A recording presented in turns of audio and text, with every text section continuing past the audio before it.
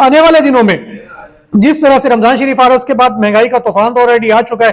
अब पहले तो बिजली के बिलों पे टैक्स थे, फिर बिजली के बिलों के मीटरों पे टैक्स थे, अभी सुई गैस के मीटरों पे टैक्स, और उसके बाद अब घरों पे भी टैक्स लगने शुरू हो गए हैं। पंजाब तो साफ होता नजर नहीं आ रहा, लेकिन देखते हैं कि अभी रमजान शरीफ में अवाम का क्या हाल होने वाला है। तो ये अभी कौमी असम्बली में बहुत ही अजीब गरीब सिचुएशन चल रही है। कुछ लोग जो हैं वो महमूद खान अचकजई साहब को, जो प्रेसिडेंट का कैंडिडेट चूज किया हुआ पक्ष तहरीक इंसाफ ने, इस पे तनकीद कर रहे हैं। उनका कहना था कि महमूद खान अचकजई साहब की जगह किसी और को करते, क्योंकि महमूद खान अचकजई के बहुत ज्यादा नाकिद रही है पक्ष तहरीक इंसाफ।